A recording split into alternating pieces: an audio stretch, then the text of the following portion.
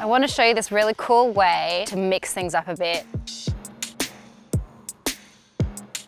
We've got these little baby fiddle leaf figs that I've got online, and we're going to turn them orange. So the first thing I've got is this white spray paint. It's for all surfaces, so it's really good for plastic as well. We're just going to start by spraying our base layer all over. Obviously make sure you do this in a really well ventilated area, not inside.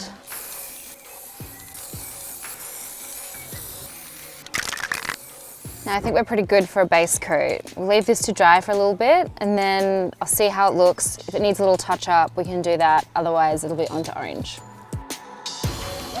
So our white base coat layer has dried and I think we're ready to see how this orange works out.